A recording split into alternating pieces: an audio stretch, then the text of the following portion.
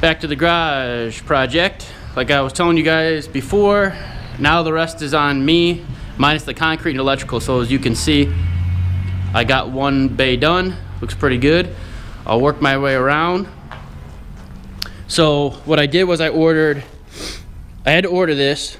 They're 4-foot wide bats, and each one is 50 feet long, and I need 7 of them for the amount of square footage I have. So we'll just keep plugging away and we'll get going, and I'll show you guys the process as I move along. You'll see, here's the way I'm nailing it up with these nails. So they're 3 inches long and have a metal head on them, and that's how I'm doing it.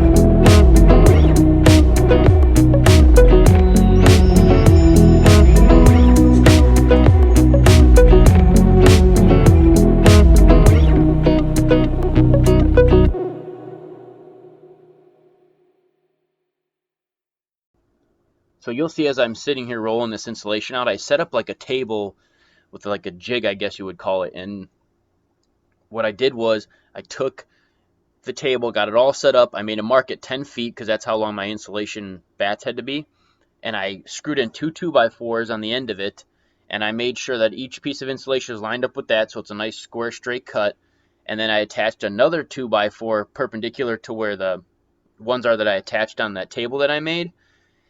And I just fold it over. I hold it down with one hand, pinch the insulation, cut it with the other hand, and it worked great. It was so easy. I didn't have to try to fuss and try to hold the boards one hand, cut it with the other, and not get through the insulation the first time since it's so thick.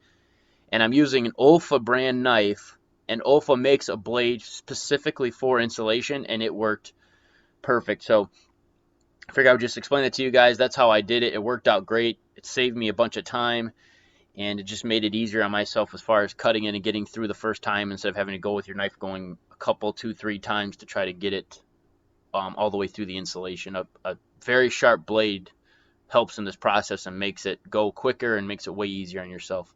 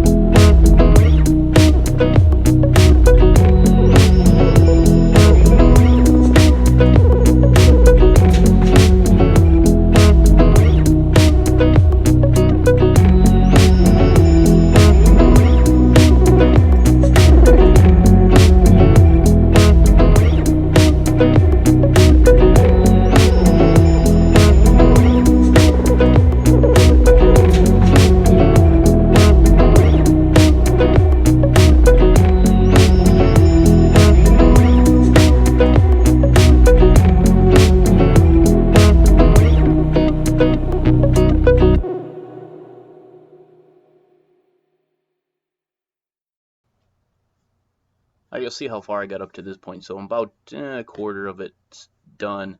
And what I decided to do was just get the first row of nails up and then go back and nail it all after I got it hung up. It just seemed to go faster that way than trying to nail it, go to the next one, nail it, go to the next one and nail it. As you can see too, I'm obviously doing this by myself. If you had a helper, it probably would be twice as fast. I think total this took me about maybe 4 or 5 hours total. And like I said, if you had a second person, you'd fly through this because it's really not that bad once I set up that jig with the table and getting it lined up. It's mostly just a matter of cutting it and just a lot of up and down the ladder and moving the ladder and going to the next one. You'll see too in this video, this is just me doing the insulation. I'm sure some people are going to ask some questions about a vapor barrier. I'm going to be doing the vapor barrier after this, which will be in the next video. But I at least wanted to get this video posted for you guys so you can see the next part in the process. And it's moving along. It's taking, some things are getting hung up. So, you got to try to do it as systematically as possible and make sure everything is done at the right time. And we had some issues with the insulation where they ordered me the wrong stuff, and then the transport got delayed by, I think it was like 4 or 5 days. So I was ready to put this up, I had it all planned out. The delivery got screwed up, the delivery showed up, and it was still the wrong stuff. So I had to call the supplier who I ordered from on the phone, and I spoke with them. So it was R19. It was 6 inches thick. The only difference is it wasn't the brand that I ordered. This brand is Owens Corning. It actually, in the end, ended up being a little bit better stuff and more expensive, but they didn't make me. They didn't charge me the extra. They just said we'll eat the cost because we screwed up. So, all right, we're just about to wrap up this video. So as you can see, this is the second wall I'm working on. I didn't record every wall that I did because once you get going, the process is the same. But I figured this would give you guys an idea of how I did it, and just to show you that you can do this on your own. It's a little bit bigger of a project, but you can handle it if you got the right tools. If you got any questions, drop them in the comments section below. I'll try to put some links down there for the stuff that I used. And don't forget to subscribe to my channel, hit that bell for notifications, give me a thumbs up, and we'll see you on the next video, which will be me putting up the vapor barrier and doing the interior framing for the finished wall panels.